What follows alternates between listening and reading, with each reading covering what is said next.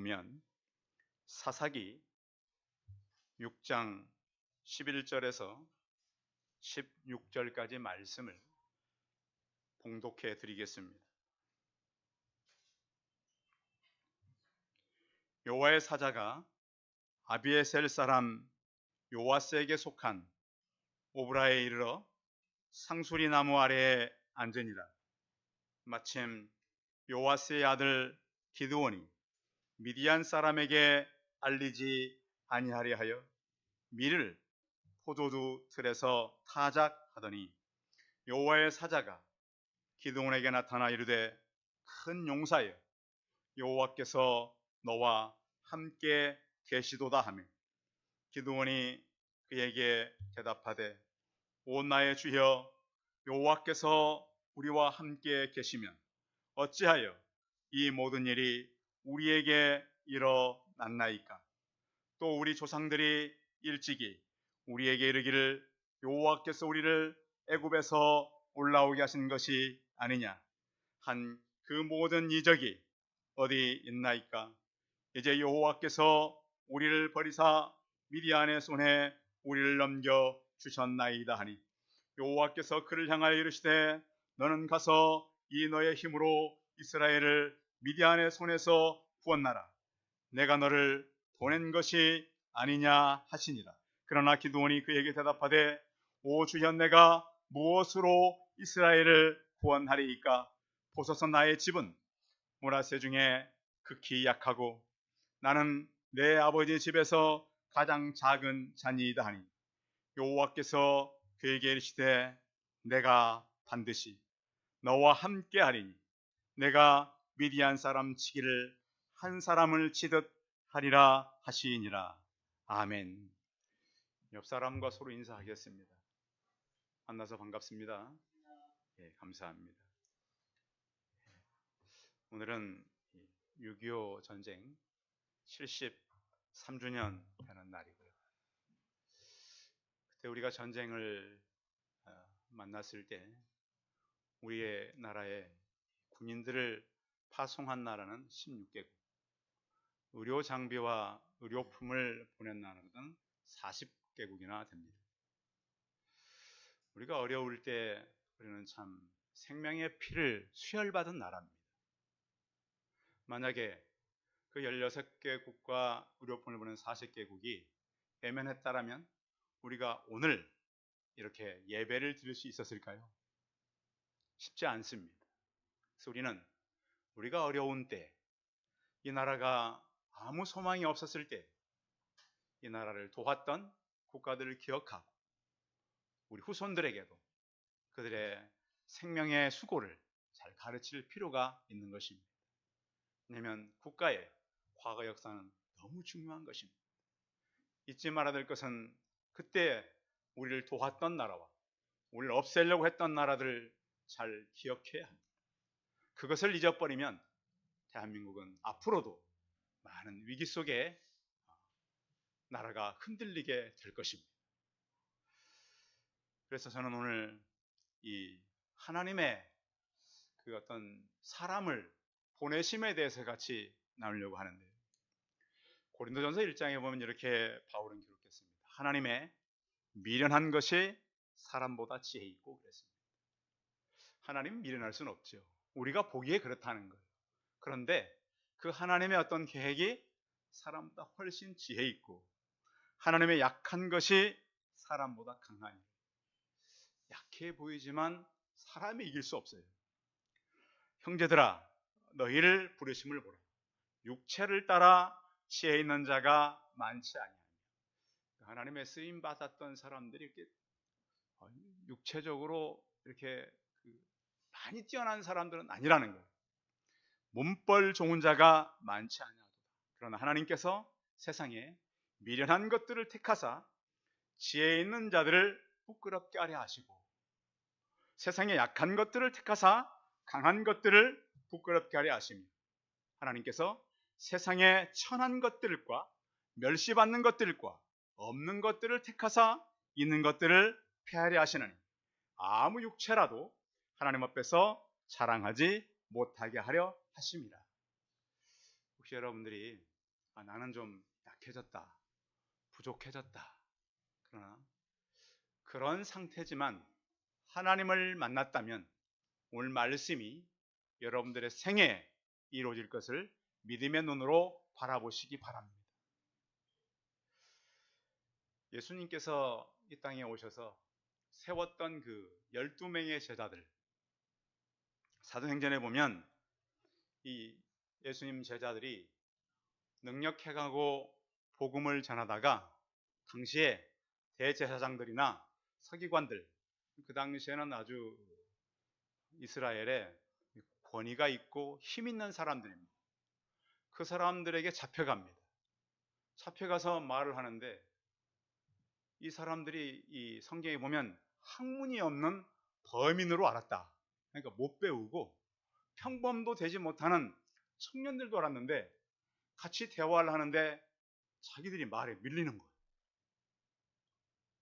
아니 젊은 애들, 갈릴리 촌 사람들, 사투리 쓰는 사람들 잡아다가 우리말로 하면 족치려고 강단에 쓰기도 그렇지만 족치려고 잡아왔는데 말이 자기들이 밀리는 거예요.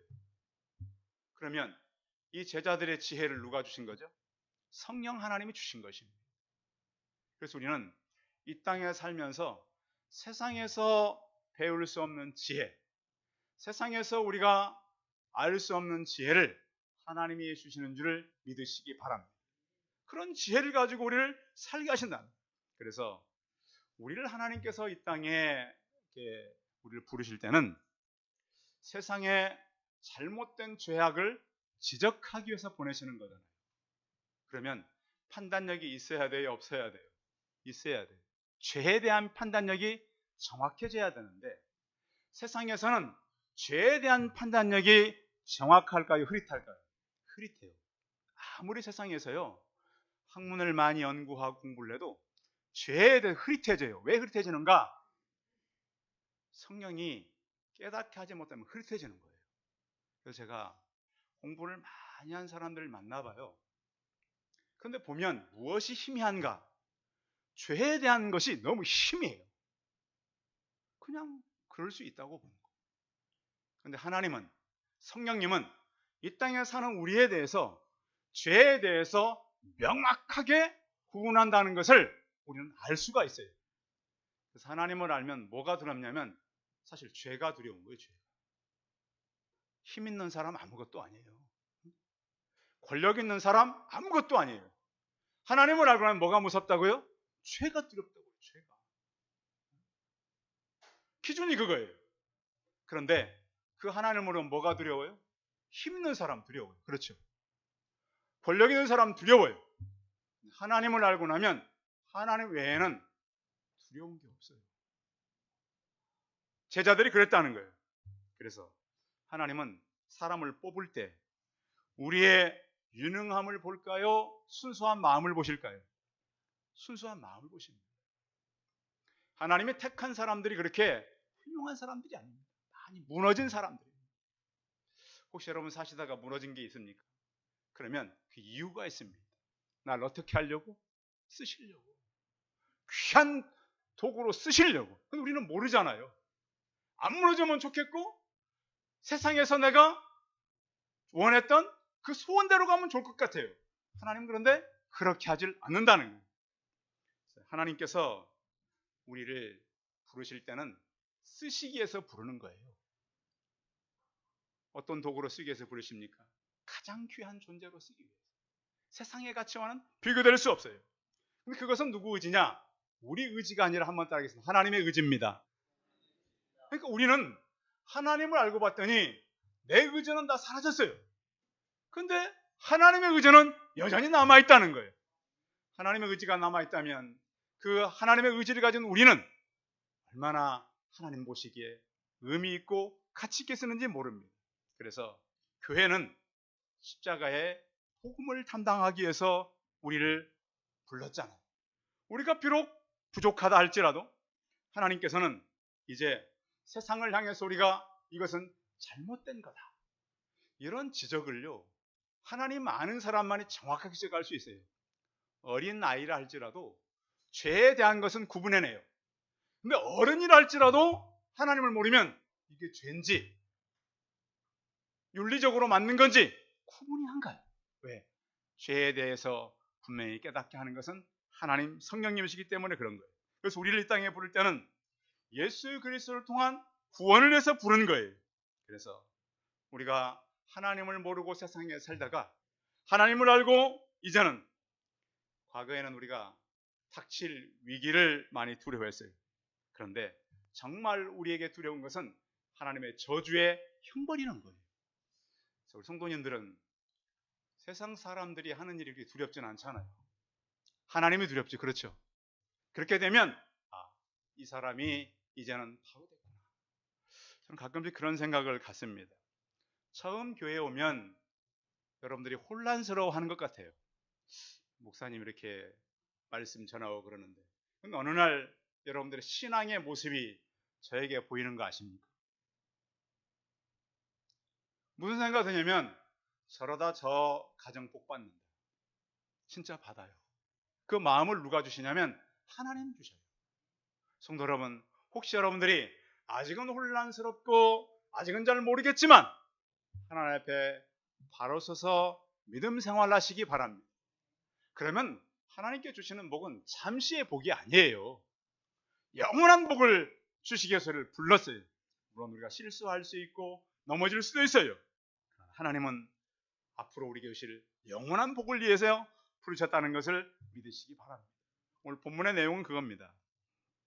이스라엘이 하나님을 잘 섬길 때는 복을 받아요. 그런데 자꾸 이제 살만하면 이스라엘 백성들이 우상을 섬겨요. 여러분, 우상이 꼭 무슨 형틀을 가진 무슨 모양만이 우상이 아니에요. 지금은 다 우상이 우리 안에 들어와 있어요. 우리 안으로. 그래서 영리한 사단은 우상을 바꿨어요. 그래서 나를 위해서 막 살아가게 만드는 거예요. 그래서 오늘 이 성경의 본문은 미디안 군대가 이스라엘로 쳐들어온 거잖아요. 근데 우리가 이렇게 적용을 해야 돼요. 여러분에게 쳐들어온 미디안은 누굽니까? 라는 거예요, 제 질문. 여러분에겐 미디안 군대가 쳐들어왔는데 문제는 내가 알아요, 몰라요? 몰라요, 이게. 지금 보십시오. 오늘이 6.25 날이잖아요. 이맘때가 딱 보리배고 밀벨 때예요. 그때에 기드온이라고 하는 청년이, 원래 이 이스라엘엔 추수 때에 이 타작 마당이 있어요. 넓은 마당. 거기다가 곡식을 다 쌓아놓고 이 어떤 짐승들을 끌고 와서 이 바퀴 같은 걸로 곡식 단위를 막 돌아다니게 하는 거예요. 소들이 밟고 동물들이 밟으면 어떻게 돼요? 이게 다 곡식과 이 곡식대가 분리가 되잖아요. 그러면 거기에서 이제 이 주민들이 모여가지고 추수를 하고 노래를 부르고 잔치를 하고, 이것이 바로 이스라엘의 추수예요. 그런데 이 청년이 오늘 성경에 보면 뭐 하고 있냐면 숨어가지고, 청년이 포도주를 짜는 틀이 있어요. 자, 이스라엘의 포도주, 포도 딸 때에 그 행사는 그렇게 한다 그럽니다. 농부들이 가서 이제 포도 막 따오잖아요. 그러면 틀에다가 부어요. 그러면 처녀들 들어가서 발을 씻고 포도를 막 밟아요, 이렇게 발로. 그러면 어떻게 될까요? 포도즙이 막 쏟아 나오겠죠. 그것을 이제 마시는 거예요. 이게 바로 포도 짜는 방법이에요. 그런데 그런 걸 못하니까 기드온 청년이 포도주를 짜는 틀에다가 밀 갖다 놓고 이제 타작하는 거예요. 모르는데 두들겨서 했더니 그러겠죠. 그러니까 이 모양이 뭐냐면 이스라엘의 모든 걸 잃어버린 거예요. 어느 군대가 쳐들어왔다고요? 미디안 군대가 쳐들어왔다. 성도 여러분, 여러분 가정에 미디안 군대가 쳐들어온 것을 꼭 발견하시기 바랍니다. 그렇게 되면 모든 우리의 축제의 마당을 뺏기는 거예요. 나중에는 여러분의 자녀들이 숨어서 포도주 틀에다가 밀을 집어넣고 타작을 해요. 그래서 우리는 성경을 통해서 우리가 타작마당을 빼앗기지 않는 믿음의 성도들이 되시기 바랍니다. 하나님은요, 우리를 이렇게 부르셔요. 교회를 통해서 부르시는데 그 부르심을 소명이라 그래요. 소명. 개인적인 부르심. 우리 성도님들은 다 하나님께서 부르신 거 맞지요? 그러니까 왔잖아요. 부르셨으니까. 그런데 우리를 이렇게 소명을 주면 우리 각자에게 또 뭘 주느냐? 사명이라는 걸 줘요. 사명. 그럼 사명은 뭐냐면 소명 받은 자가 이루어야 될 과업이에요. 사명이 뭐라고요? 소명 받은 자가 이룰 과업이라고. 그래서 하나님 누구나 다 부르셔요. 그리고 각자가 감당해야 될 사명이 있다는 거예요. 나는 아니겠지. 나는 뭐 없겠지. 절대 하나님은요, 우리를 부르시기만 하고 사명을 안 맡기는 사람은 아무도 없어요. 그러니까 하나님을 만나도 우리가 제대로 만나야 되겠죠. 그렇죠? 그렇지 않으면 우리가 부르심만 받고 사명을 잊어버릴 수 있다는 거예요. 그래서 자꾸 어떤 분들은 보면 다른 사람을 막 평가하려고 해요. 자, 여러분들은 평가받을 게 없나요? 평가받을 게 없어요? 하나님은 우리를 평가하라고 이 땅에 보내신 게 아니에요. 도우라고 보낸 거예요. 자, 다른 사람의 약점이 보이면 뭘 해야 돼? 그 약점을 놀려먹어야죠. 드러내야죠. 그런 거 하면 안 됩니다. 약점이 있으면 서로 덮어줘야 돼요. 오늘날 이렇게 보면은 별거 아닌 약점들이 있잖아요. 지난주가 하지가 지났나요? 하지. 자, 그런 거 얘기가 있어요. 전라도 이 자매하고 경상도 형제가 결혼을 했어요. 어느 날 집에서 감자를 찐 거 아닙니까? 이제 아내가 감자를 쪘어요. 쪄가지고 남편이 갖다 줬대요. 그러니까 찍어 먹으라고 전라도는 뭘 갖다 주죠? 설탕. 경상도 신랑이 난리가 났어요. 무슨 감자를 설탕에 찍어 먹냐고. 소금 가져오라. 그쪽은 소금 찍어 먹는데요. 그것이 이제 잘 했으면 좋은데 그게 좀 감정에 뭔가 있었어요. 부모님 얘기까지 나오고 여러분 그래서 그 감정 거기서 멈추는 게 좋습니다. 응? 양쪽 집안 들어가면 심각해져요. 결국엔 너무 심각해져 가지고 법정까지 갔대잖아요. 갈라서자. 나중에 판사가 이렇게 보니까 시작이 결국 감자 찍어 먹다가. 그래서 판사가 아니 어떻게 감자를 설탕 찍어 먹고 소금 찍어 먹냐고. 우리 강원도는 고추장 찍어 먹는다고. 이것이 별거 아닌 것에 대한 사람의 판단이 이렇게 되는 거예요. 성도 여러분, 우리 교회에 오셔서 특별히 여러분 가정에서 아이들에게도 가족 구성원들은 판단하지 않기를 바랍니다. 약한 부분이 보이면 어떻게 하라고요? 여러분들이 채워주라고요. 그게 연사라고요.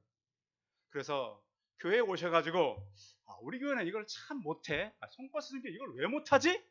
그것은 누구의 은사예요? 그 사람의 은사예요. 목사님은 왜 꽃을 저렇게 키워? 왜 의자배를 이렇게 해? 그렇게 보이는 거 있죠?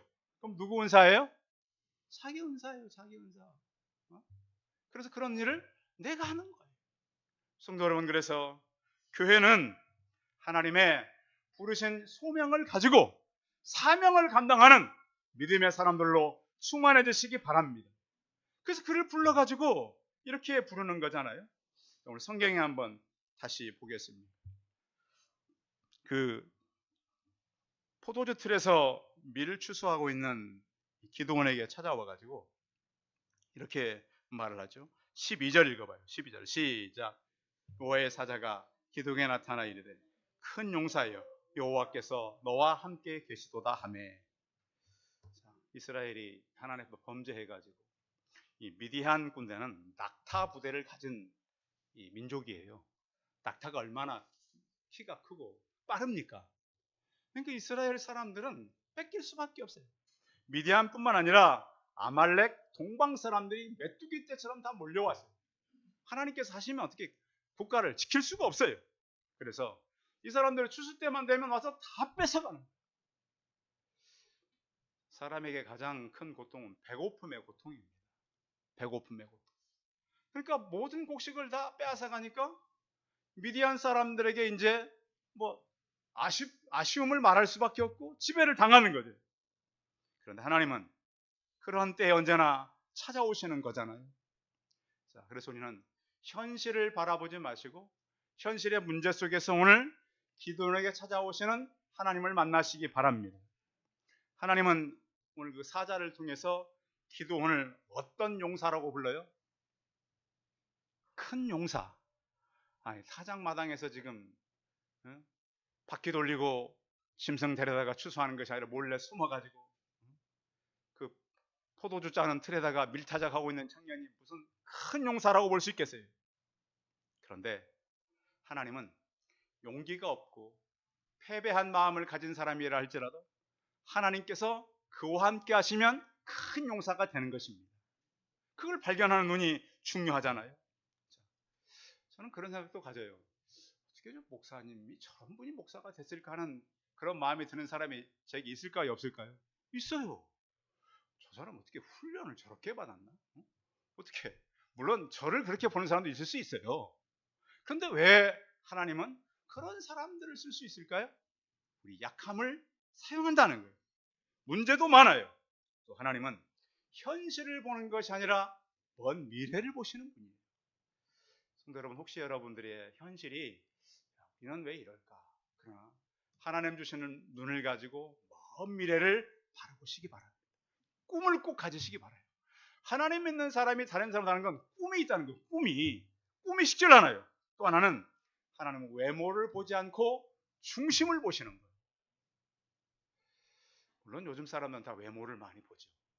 근데 하나님은 사람하고 달리 중심을 보고, 또 하나는 우리는 염려함으로 살아가지만 하나님은 예배함이 반드시 있습니다.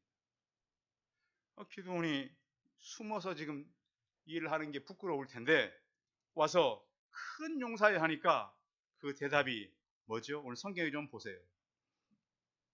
13절 좀 길긴 하지만 같이 읽어볼까요? 13절 시작. 기도원이 그에게 대답하되 오 나의 주여 여호와께서 우리와 함께 계시면 어찌하여 이 모든 일이 우리에게 일어났나이까? 또 우리 조상들이 일찍이 우리에게 이르기를 여호와께서 우리를 애굽에서 올라오게 하신 것이 아니냐 한 그 모든 이적이 어디 있나이까? 이제 여호와께서 우리를 버리사 미디안의 손에 우리를 넘겨주셨나이다 하니. 완전히 불만투성이에요. 아니, 하나님이 살아계시면 어떻게 우리가 미디안을 이렇게 그 군사들에게 밀려서 우리 터전 다 뺏기고 농사한 거 다 그들이 수탈해가고 우리가 어떻게 살 수 있어요?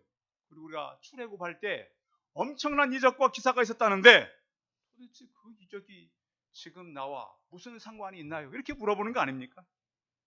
그래서 이런 불평과 불만을 그는 많이 얘기하고 있습니다. 그런데 이제 여러분 보세요. 기도원을 칭찬했어요? 꾸중했어요? 하나님의 사자가. 큰 용사이고 칭찬했잖아요. 근데 그 칭찬이 어떻다는 거예요? 기분 나쁘다는 거예요, 지금 기도원은. 아니, 내가 큰 용사면 아니 우리 상황을 좀 보시라고. 어떻게 내가 큰 용사가 될 수 있냐고. 아이, 입은 어떻게 됐어도 말은 똑바로 해야지. 어떻게 이 상황 속에 내가 큰 용사가 될 수 있냐고. 무슨 소리요? 응? 도대체 하나님의 사자라는 사람이 와가지고 우리 조상 때 이런 일이 있었다 그러는데, 그런데 오늘 성경은 뭐라고 말씀하냐면 14절이죠. 14절 읽어봅니다. 시작. 여호와께서 그를 향하여 이르시되 너는 가서 이 너의 힘으로 이스라엘을 미디안의 손에서 구원하라. 내가 너를 보낸 것이 아니냐 하시니라. 자, 그 주어가 바뀌었죠. 처음에는 누가 찾아왔어요? 누가 찾아왔어요? 여호와의 사자. 14절에는 누가? 여호와께서, 하나님이 찾아온 거예요. 그래서 너의 힘으로 이스라엘을 미디안의 손에서 구원하라. 내가 너를 보낸 것이 아니냐 하시니라. 여러분, 나는 누구인가 질문 많이 들으시죠? 모든 종교에서요, 나는 누구인가 하는 훈련을 많이 시킵니다. 그런데 기독교는 내가 그렇게 중요한 건 아닙니다. 누가 중요하죠? 나를 보낸 자가 중요한 겁니다. 그것을 아는 것이 지혜입니다.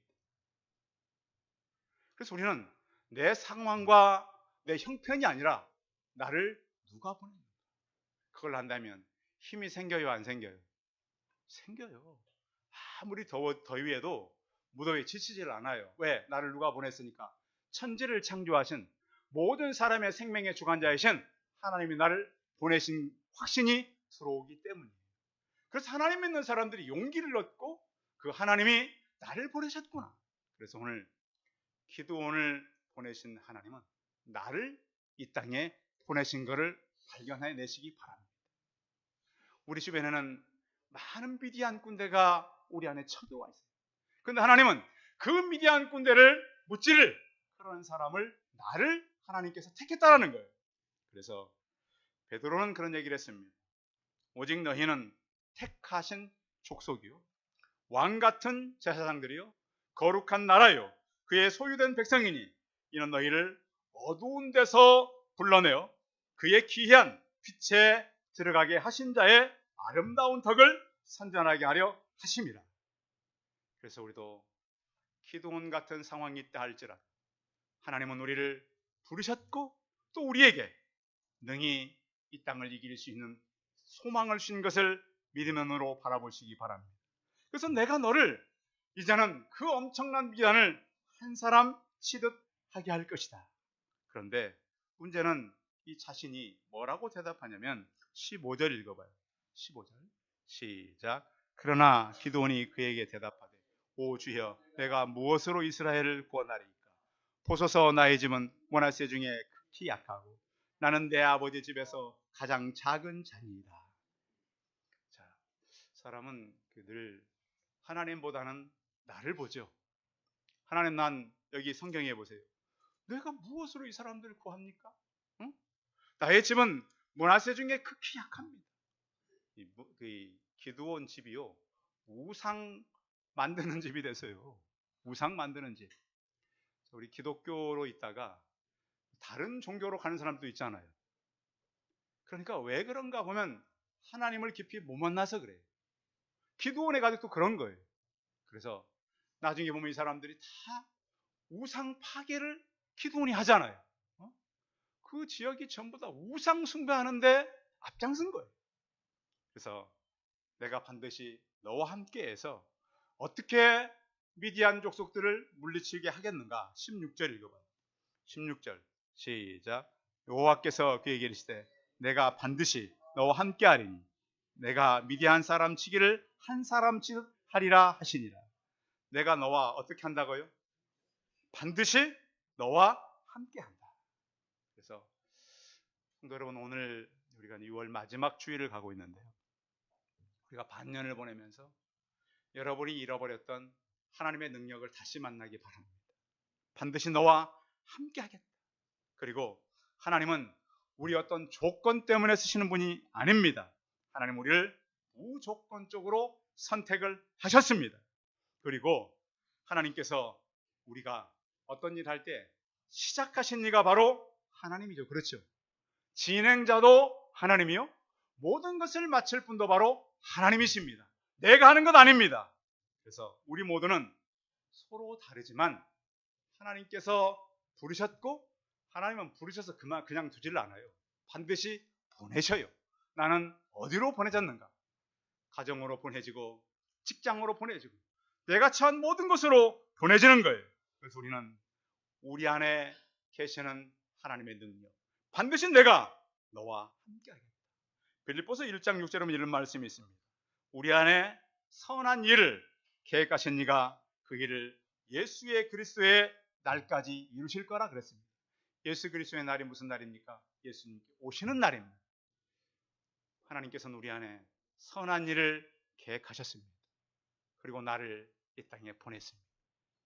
기드온이 비록 용기를 잃었고 국가는 찬탈을 당했고 모든 것을 빼앗겨 놓은 상황이지만 하나님은 다시 그를 찾아와서 그를 이스라엘을 살리는 구원자로 보내는 것처럼 우리 모두가 시대를 살리고 가정을 살리고 여러분의 직장을 살리고 여러분의 친구들, 사람들을 살리는 하나님이 보내어진 그런 성도들이 다 되시기 바랍니다.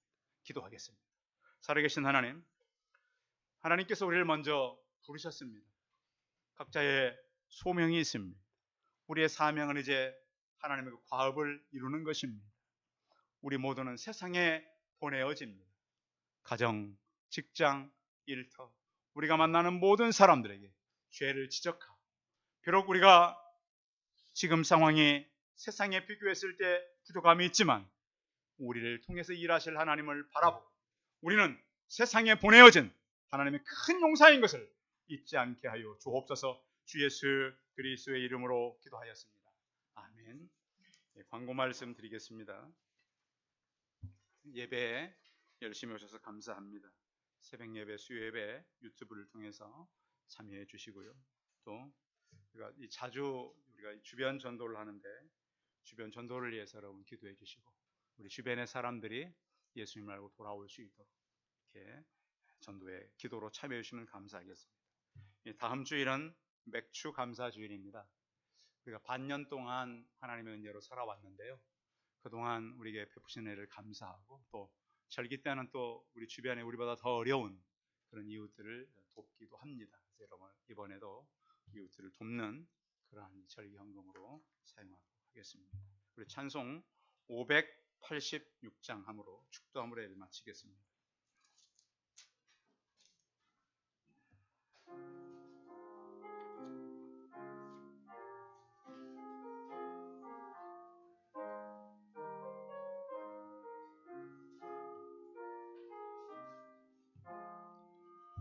어느 민족 누구에나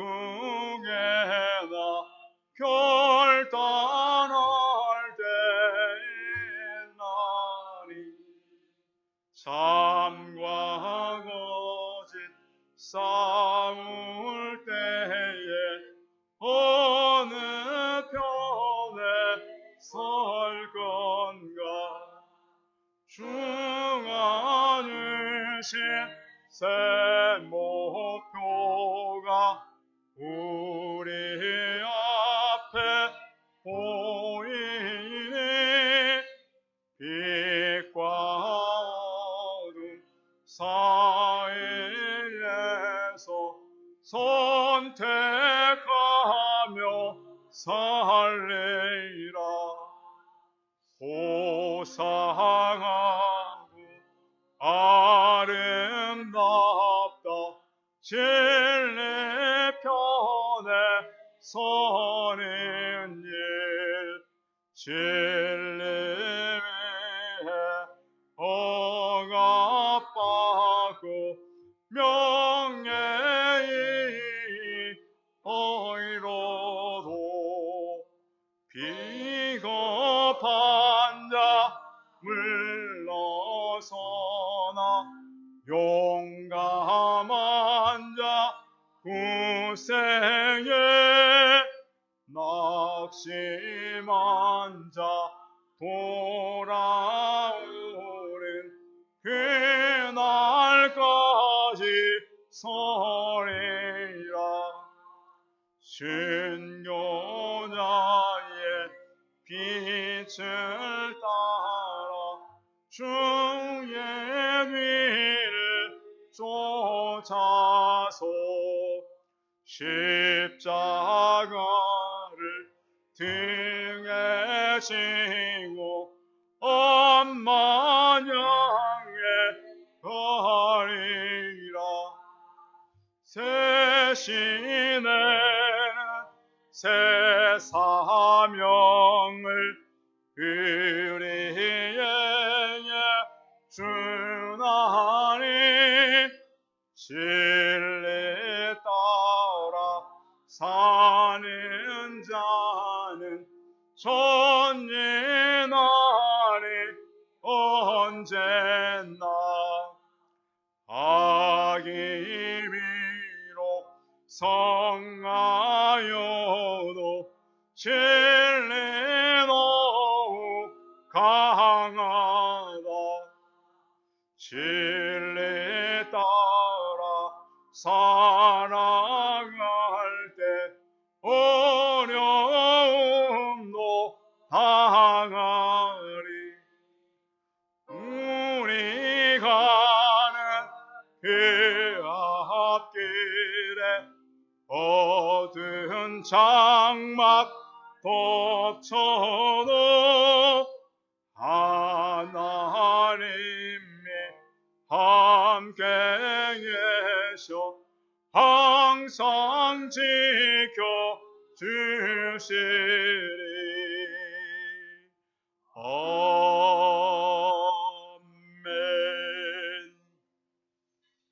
이제는 우리 주 예수 그리스도의 은혜와 하나님 아버지의 무한하신 사랑과 성령의 교통하심이 청년 기도원을 보내며 내가 반드시 너와 함께하리라고 말씀하시고 오늘도 우리를 세상에 보내시는 그 하나님을 알고 오직 믿음으로 우리가 세상에 나가서 승리하기를 소원하는 우리 성도들의 머리머리 해와 이들의 가정과 자녀들과 일터와 사업장 위에 이제로부터 영원토록 함께 있을지어다. 아멘.